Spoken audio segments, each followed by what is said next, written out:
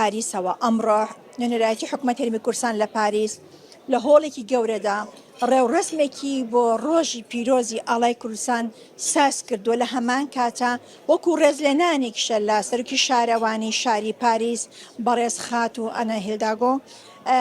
ئەمڕۆ لە پاریس ئەم بۆنەیە زۆر گرینگە. من سەبارەت بەمە چەند پرسێکی دیکە دەمەوێت لەگەڵ کەسایەتێکی ناسراوی فەڕەنسا بەڕێز پرۆفێسۆر دۆکتەر کەڵدان نەزان کە سەرۆکی ئینستیتوتی کوردی پاریسە با چەند پرسیارێکی ئاراستە بکەم. مامۆستاکەندا زۆر سوپاست دەکەم بۆ ئەم چاپێکەوتنە.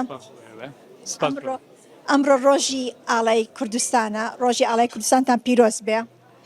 لە هەموو گەلێ کورد پیرۆز بە. ئاڵای کوردستان لە ساڵی 1920 هاتبوو ئامادەکردن د کاتێک و قەرار بوو کوردستانێکی بێ ئاوادانکردن.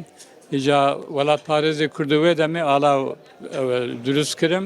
ئەو ئاڵا پشتیوی لەسەر شاخی ئاگری ئارارات دەما سەرهەلدانە 1927 تا 1930 یا ئیحسان نووری پاشا لەسەر وی چیای و شاخی ئارارات بلند کردم.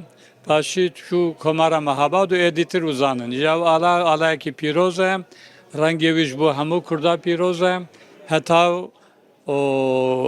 سەبز و یا کەسکایەتیە ژیانێ سۆرە ئاگر ئێمە خوین نینە سۆربوون ڕەنگی ئاگری زەردەشتیە پیرۆزە. زۆر سپاس.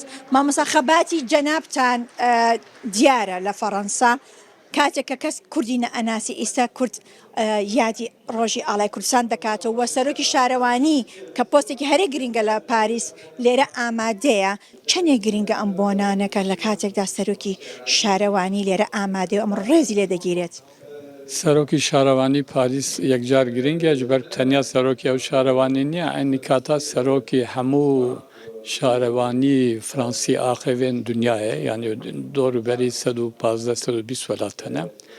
ئیجا چەندین ساڵە دۆستێکە گەرە کێژە ملەتی کوردە، پشتیوانیە کوردستانی باشوور یا ڕۆژاوا پێش چەند ڕۆژە شارەوانە کۆنا دیاربەکرێ قبول کرد و پشتیوانی ئەنستیتویە بۆمە سەربلندیەک و دۆستێکی مەیوە عەزیز هەبە. ئەم پێکەوە دوژار کوردستان بووژی چوون دهۆکێل کامپا و پشتی بۆ مزەخانەی بارزانی پێکەوە دیسا چوون. یان دۆستێکی مەی جدلە وەک مادام میتەران، هەر کەس خۆت بێ کەچە مادام میتەرانە. مامۆستا پرسی سووریا و ڕۆژاوای کوردستان پرسێکی هەرە گەرمە. ئەوەندە نیە ئەنجومەنی پیران سزاکانی قەیسەری هەڵگرت لەسەر سووریا و بڕیارە چەند هەفتێکی دیکە چەند ڕۆژێکی دیکە ترامپ واژووی بکات. ئەوە مانای چییە بۆ سووریا و هەروەها ئەگەر تەماشای ڕۆژاوا بکەین کورد ئەبێت چۆن مامەڵە لەگەڵ تۆقەکەیدا بکات؟ باوەڕ بەری هەموو تشتا کوردی ڕۆژاوا دەبێت و یەکڕێز بن، یەکڕێزی کورد یەکجار گرنگە. یە دووەمژی داوا ئەوەکی بکەن لە سووری پێکاتی دیتر، یعنی خریستیان مەسیحی هەنە، ئالەوی هەنە، دورزی هەنە، لەگەڵوان داخوازی خۆ نێزیکی یەک و دوم بکەن و داوای ئەو بکەن مەجلیسێکی دامەزرێنەری دەستورێکی تازە بە. ئیجا دەستوری تازە ڕێگای دەموکراتیک بڕیان مەجلیسێکی بێ ئامادەکردن وێ چاقی ئەوێ بپڕانیا دەنگا چەوال باشوور قەومە لەوەژی دکارن داخوازی خۆ ناسینە ملەتی کورد بدەن قبول کردم. یە دیتر دەبێ کوردی هەموو پارچەکانی کوردستان ئێستا پشتیوانی بۆ ڕۆژاوا بکەم، چونکە ساڵێکی گەلە گرنگە بۆوە هیوادارم ئەمێ پێکەوە سەرکەم. دکتۆر دوایین پرسیام لە بەڕێزتان ئەوەیە فەڕەنسا چۆن پشتیوانی ڕۆژاوای کوردستان دەکات؟ ئایا ئێوە وەکو سەرۆکی ئینستیتوتی کوردی لە پاریس چی دەکەن بۆ ئەوەی دەنگی ڕۆژاوا بگاتە فەڕەنسا؟ فەڕەنسا پشتیوانی کوردی ڕۆژاوایە، داڵی هەموو لایەندا تا ئێستاری کاریەمان کرد.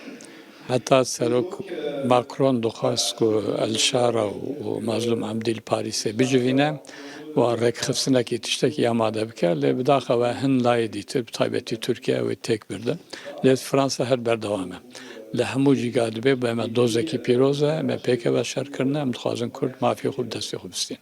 دکتۆر زۆر سپاست دەکەم دکتۆر کەنداڵ نەزان باڵای سەرۆکی ئینستیتوتی کوردی لە پاریس لەگەڵماندا بوو. زۆر سپاس بە ئێوەش.